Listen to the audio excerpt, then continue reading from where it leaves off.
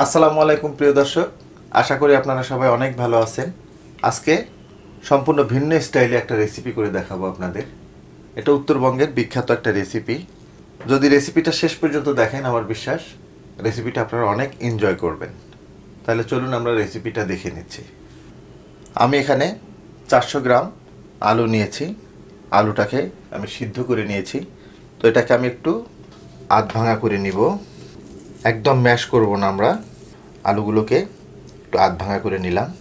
এখন আমি এখানে হাফ লিটার পানি দিয়ে দিচ্ছি। বাস, এখন এটাকে আমরা একটা সাইডে রেখে দিচ্ছি।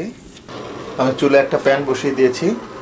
এখন এখানে আমি 3 টেবিল চামচ মতো সয়াবিন তেল দিয়ে দিচ্ছি।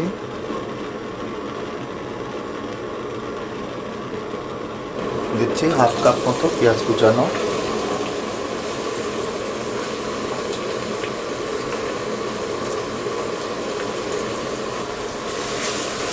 পেঁয়াজগুলোকে একটু ব্রাউন করে ভেজে নিলাম। এখন এখানে 2 টেবিল চামচ কাঁচা মরিচ বাটা দিয়ে দিচ্ছি। হালকা টেলে নিয়ে বেটে নিয়েছি।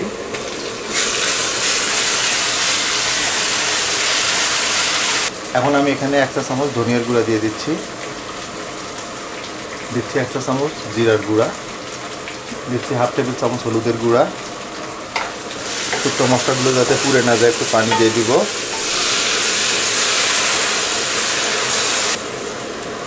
দিচ্ছি পরিমাণ মতো লবণ। মশলাগুলোকে ভালোভাবে কষিয়ে নিব। মশলাগুলোকে ভালোভাবে কষিয়ে নিলাম। এখন আমি এখানে মাছ দিয়ে দিব। আমি আজকে কালীবাউস মাছ দিয়ে রান্নাটা করব। আপনারা চাইলে রুই মাছ কিংবা কাতল মাছ দিয়ে রান্নাটা করতে পারবেন।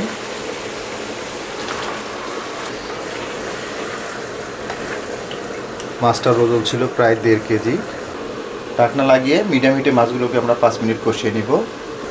মিডিয়াম হিটে মাছগুলোকে 5 মিনিট কষিয়ে নিলাম। আমরা একটু পানি দিয়ে দিব। আমি 2 কাপ মতো পানি দিয়ে দিলাম। আমি আবার ঢাকনাটা লাগিয়ে দিচ্ছি। মিডিয়াম হিটে মাছগুলোকে আর 10 মিনিট মতো আমরা রান্না করে নেব। মিডিয়াম হিটে মাছগুলোকে 10 মিনিট রান্না করে নিলাম। আমি এখন চুলার জালটাকে বন্ধ করে দিচ্ছি। এবার আমি পাতিলটা থেকে মাছগুলোকে নামিয়ে নিচ্ছি। এখন ওই একই প্যানে আরও 3 টেবিল চামচ আমি সয়াবিন তেল দিয়ে দিচ্ছি। দিচ্ছি হাফ কাপ পেঁয়াজ কুচানো।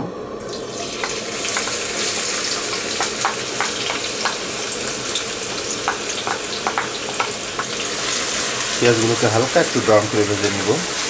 8-10টা কাঁচামরিচ আমি খালি করে নিয়েছি, এটা দিয়ে দিচ্ছি।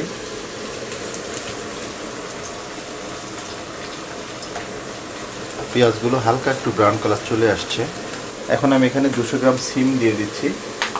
আর এই সিমটা বিচিযুক্ত সিম, দেখুন ভিতরে অনেকটাই বিচি থাকে আর সিমের সাইজগুলো একটু ছোট হয়। এই সিমটা কিন্তু মারাত্মক রকম টেস্ট। দিচ্ছি 1 চা চামচ হলুদের গুঁড়া, 1 চা চামচ ধনিয়ার গুঁড়া, 1 চা চামচ জিরার গুঁড়া। দিচ্ছি পরিমাণ মতো লবণ।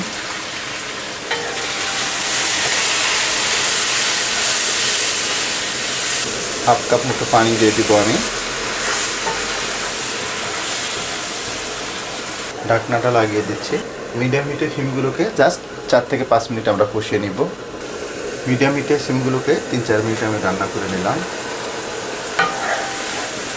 সিমগুলো ভালোভাবে কষানো হয়ে গেছে। এখন এখানে দিয়ে দিচ্ছি শুরুতে সেই আলু চেটকে নেওয়া, যেটাতে একটু পানিতে আমি রেখেছিলাম।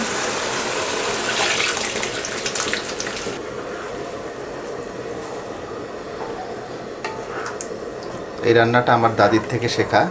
ঢাকনা লাগিয়ে 5 থেকে 7 মিনিট আমি এটাকে কষিয়ে নেব। মিডিয়াম হিটে শিম এবং আলুটাকে আমি প্রায় 10 মিনিট মতো রান্না করে নিলাম।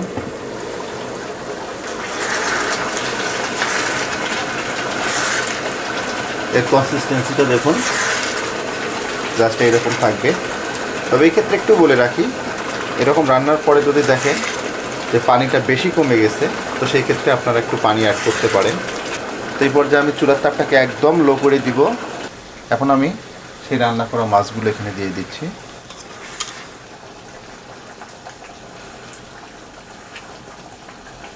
এখন আমি কষানো মাছটা থেকে একটু ঝোল দিয়ে দিব। একটু নেড়ে দিব। একটু সাবধানে নাড়তে হবে যাতে মাছগুলো ভেঙে না যায়। এইভাবে রান্নাটা করবেন। অনেস্টলি বলতেছি আপনাদের, এটার যে কী পরিমাণ টেস্ট জাস্ট রান্না করে খেলেই বুঝবেন। ফাইনালি উপর দিয়ে আমি একটু ধনেপাতা দিয়ে দিচ্ছি, ঢাকনাটা লাগিয়ে দিচ্ছি, আর একদম লো হিটে জাস্ট আমরা আর 5 মিনিট মতো রান্না করে নিব। একদম লো হিটে আমরা জাস্ট 5 মিনিট মতো রান্না করে নিলাম। চুলার জালটাকে আমি বন্ধ করে দিচ্ছি। রান্নাটা আমাদের কমপ্লিট। দেখুন টেক্সচারটা দেখেই বুঝতেছেন যেটা কতটা টেস্টফুল হবে। আশা করব এই রেসিপিটা আপনাদের অনেক ভালো লাগবে, আর ভালো লাগলে রিকোয়েস্ট করব বাসায় একবার হলে এটা রান্না করতে। সেই সাথে রিকোয়েস্ট করব লাইক, শেয়ার এবং কমেন্ট করার জন্য। আর আপনি যদি আমার চ্যানেলে নতুন হয়ে থাকেন তাহলে রিকোয়েস্ট করব আমার চ্যানেলটাকে সাবস্ক্রাইব করার জন্য। তো প্রিয় দর্শক, আজকে এ পর্যন্তই। আবার নতুন কোনো রেসিপি নিয়ে আপনাদের সামনে আসবো। সে পর্যন্ত সবাই অনেক ভালো থাকবেন, সুস্থ থাকবেন, নিরাপদ থাকবেন। আল্লাহ হাফেজ।